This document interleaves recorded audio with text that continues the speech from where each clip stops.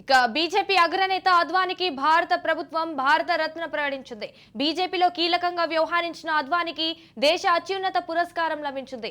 అద్వానికి ప్రధాని మోదీ అభినందనలు తెలిపారు. అయోధ్య రామ మందిర నిర్మాణానికి ఎల్కే అద్వానీ విశేష కృషి చేశారు. రథయాత్ర ద్వారా దేశవ్యాప్తంగా ఆయన ప్రచారం నిర్వహించారు. అయోధ్య రామ మందిర ప్రాముఖ్యతను తెలియజేశారు. ఇక బీజేపీ పార్టీలో కూడా ఆయన కీలకంగా వ్యవహరించారు. 1977లో మురార్జీ దేశాయ్ ప్రభుత్వంలో మంత్రి పదవి చేపట్టిన ఆయన 1980లో భారతీయ జనతా పార్టీ ఏర్పడిన తర్వాత దేశ రాజకీయాలలో ప్రముఖ పాత్ర పోషించారు. బీజేపీ ప్రభుత్వంలో కీలకమైన హోంశాఖ పదవిని చేపట్టారు. 2009 ఎన్నికలకు ముందు ప్రధాని అభ్యర్థిగా భారతీయ జనతా పార్టీ ప్రకటించింది. ఇక ఇంజనీరింగ్ చదువును కూడా మానివేసి పూర్తిగా దేశ రాజకీయాలకే అంకితమయ్యారు. మహాత్మా గాంధీ హత్య అనంతరం అనేక మంది ఆర్ఎస్ఎస్ కార్యకర్తలతో పాటు అద్వానీ అరెస్ట్ అయ్యారు. 1986 నుండి 1991 వరకు పార్టీ పగ్గాలు చేపట్టిన ఆయన భారతీయ జనతా పార్టీ ఉక్కు మనిషిగా పేరుగించారు. 1989లో తొలిసారిగా లోక్సభలోకి ప్రవేశించిన అద్వానీ అటల్ బిహారీ వాజ్పేయి ప్రభుత్వంలో 3 పర్యాయాలు కేంద్ర హోంశాఖ బాధ్యతలు నిర్వహించారు. 1998-2004 మధ్య ఉప ప్రధాని పదవిని చేపట్టారు.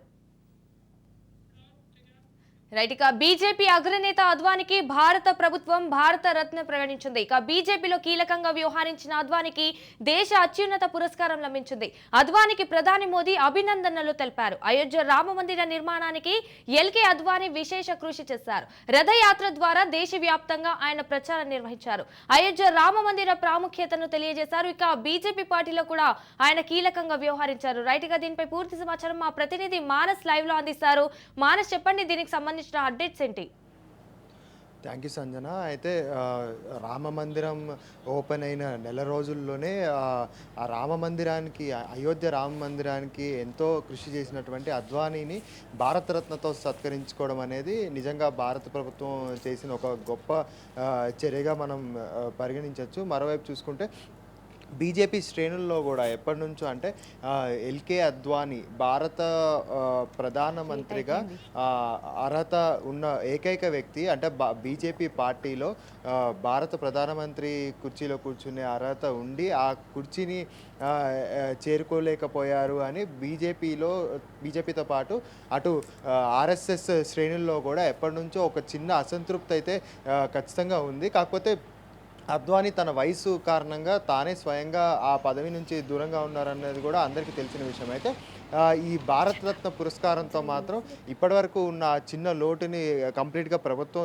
అందరిలోంచి వైదొలిగేలా చేసిందని మాత్రం చెప్పుకోవచ్చు. అయితే మరి ముఖ్యంగా చూసుకుంటే మనకి బీజేపీ పార్టీ ఏర్పడినప్పటి నుంచి కూడా వాజ్పేయి అద్వానీ, బీజేపీ అంటే వాజ్పేయి అద్వానీ. ఇప్పుడు ఎలాగైతే మనకి మోడీ నామస్మరణతో బీజేపీ మొత్తం అన్ని ఎన్నికల్లో ముందుకెళ్తుంది, అన్ని రాష్ట్రాల్లో ముందుకెళ్తుందో అదేవిధంగా బీజేపీ అంటే కేవలం ఇద్దరు పేర్లు మాత్రం వినిపించేవి. ఆ ఇద్దరు పేర్లు వాజ్పేయి, అద్వానీ. సో 1990లో కూడా అయోధ్య మూమెంట్ రామ మందిర నిర్మాణానికి తాను ప్రజల్లోకి రావడమే జరిగింది. అదేవిధంగా ఆర్ఎస్ఎస్ కార్యకర్తగా, అంటే ఎన్నో సంవత్సరాలు ఆర్ఎస్ఎస్ భావాలని తనలో పూర్తిగా నింపుకున్న ఒక వ్యక్తిగా, కరడుగట్టిన ఆర్ఎస్ఎస్ స్వాదిగా తనకి చాలా మంచి గుర్తింపు అయితే ఉందని చెప్పుకోవాలి సంజన. మరీ ముఖ్యంగా చూసుకుంటే మన అద్వానీ ప్రధానమంత్రిగా ఉన్నప్పుడు హోంశాఖలో కీలక బాధ్యతలు, అంటే ఏ ప్రభుత్వంలో అయినా హోంశాఖ అనేది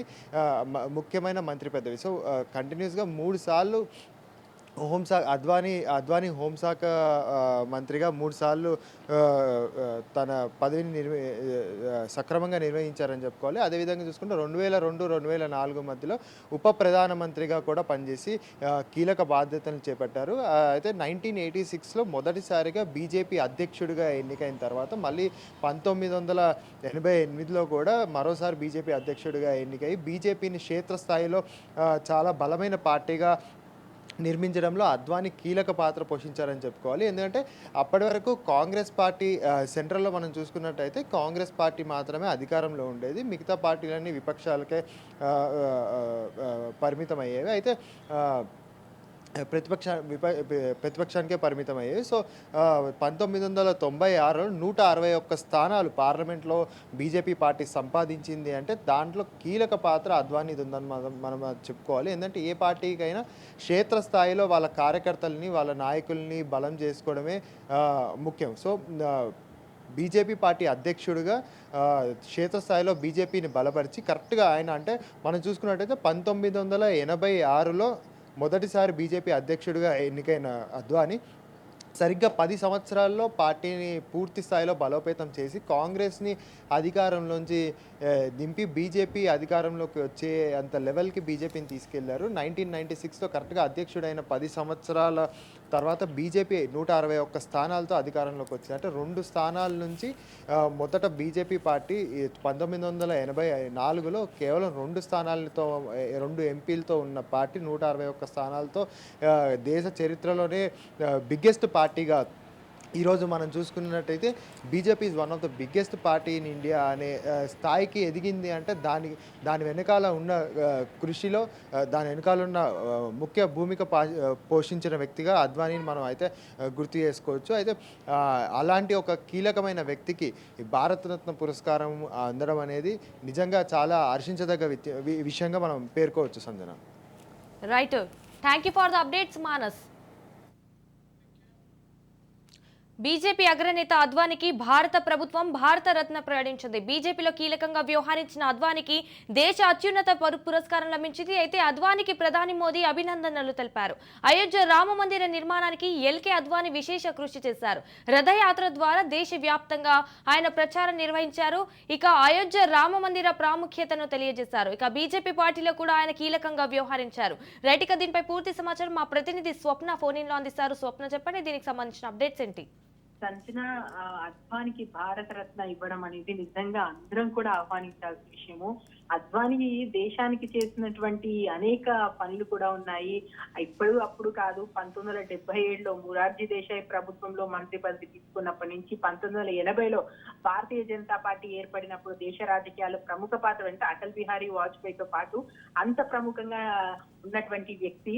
ఇక ఓవరాల్ గా చూసుకుంటే మనకి ఆయనకు వచ్చినటువంటి అవార్డ్స్ అనేకం ఉన్న 2009 ఎన్నికల ముందు వరకు కూడా భారతీయ జనతా పార్టీకి ప్రధాని అభ్యర్థిగా ప్రకటించినటువంటి వ్యక్తి. ఇంజనీరింగ్ చదువుకున్నారు. ఆ ఇంజనీరింగ్ చదువుకున్నటువంటి వ్యక్తి దేశ రాజకీయాల్లో అంకితభావంతో పనిచేశారనేటువంటి పేరు ఉంది. ముఖ్యంగా అయోధ్య నిర్మాణానికి సంబంధించి చాలా కీలకంగా ఉన్నటువంటి వ్యక్తి. బీజేపీకి సంబంధించి అయితే ఒక పిల్లర్ గా చెప్పుకోవచ్చు మనం అద్వానీని. అయితే ఇప్పుడు ఆయనకు భారతరత్న ఇవ్వడము కేవలం అది పార్టీ పరంగా పక్కన పెడితే ఆయన వయసు రీత్యా ఆయన చేసినటువంటి పోరాట పటిమ రీత్యా వీటన్నిటిని చూసుకుంటే ఆయనకి పదవి 100% సరిపోతుందని చెప్పేసి ప్రముఖులందరూ అంటున్నారు, అభినందిస్తున్నారు. ఇప్పటికే మోదీ కూడా మనస్ఫూర్తిగా అభినందనలు అని చెప్పేసి లాల్ కృష్ణ అద్వానీ గారికి చెప్పడం జరిగింది. మొత్తానికైతే భారతరత్న వాజ్పేయి హయాంలో లాల్ కృష్ణ ఉప ప్రధానిగా సేవలు అందించారు. ఇప్పుడు ఈ వయసులో ఆయనకు రావడం అనేది నిజంగా సంతోషించాల్సిన విషయం. ఈ పదవి ఇంకా ముందే వచ్చి ఉంటే ఇంకా బాగుండేదేమో, ఇలాంటి అవార్డు ఇంకా ముందు వస్తుందని మేము అనుకునే వాళ్ళు కూడా ఉన్నారు. సో మొత్తానికైతే అందరూ ప్రస్తుతం అయితే అద్వానీ గారికి అభినందనలు చెప్తున్నారు. Right, thank you for the updates Swapna.